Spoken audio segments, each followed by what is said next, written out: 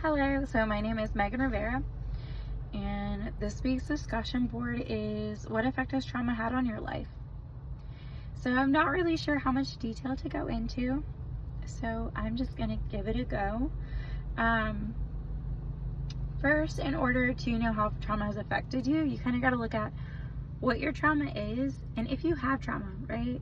So those two factors really play a role in how it's affected you, if it's affected you. So when I look at ACEs and I look at the various categories, I do know that I do fall into a few of those.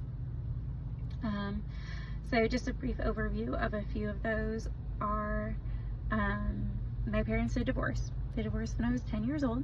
So that is one factor. I had a sibling that was incarcerated while growing up. And then I had a sibling that attempted suicide, and I had my stepfather who was heavily in addiction throughout my, from the time I was 12 until I was 23. He was struggling with using various substances and gambling. So those are just like a few of the ACEs I can think of off the top of my head, and that might be all of them. I'm not really sure. But they all definitely kind of played a factor in myself and who I am today, and the effects have been both positive and negative. So some of the positive effects of the trauma, which might sound weird to say, it did shape me and make me want to go into this field.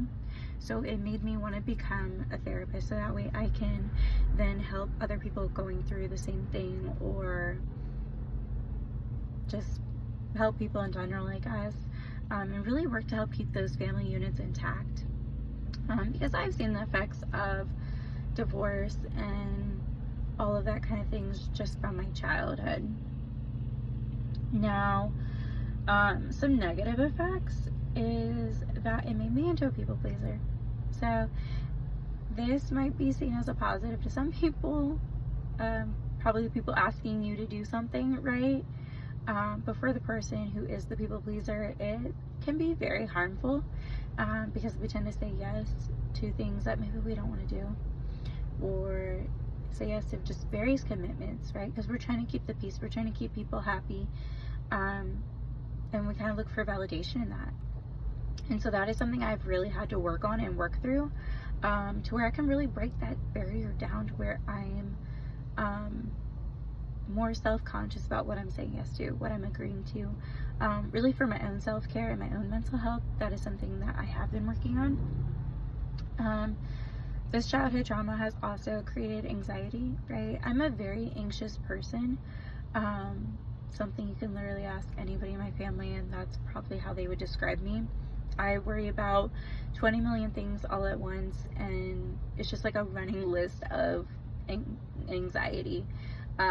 So I will say some of the self-care things that I have been practicing have been helping with that.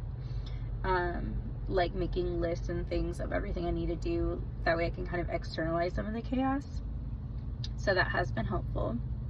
And then lastly, it has changed and kind of shaped my attachment style. I've taken attachment quizzes before, and mine came back, I believe, anxious, disorganized. Which is basically kind of the fear of abandonment comes along with that, and that would probably describe me to a T. So trauma has had some negative effects on my life. I think the abandonment one comes from my parents divorcing and my father choosing to move kind of far away, and then at another point in my childhood, I did live with my grandparents while my mother moved away. That was by my choice, because I did not want to live with my stepfather, who was in addiction. So it did create some rifts in the family. However, I can say that our family has healed tremendously, and the Lord has just completely made so many changes. However, there are still the effects of the trauma, right? Because when childhood trauma does happen, it does shape who you are. It shapes how you respond to things, and really healing that inner child is going to be so crucial to seeing changes in your adult self. So I hope that all makes sense.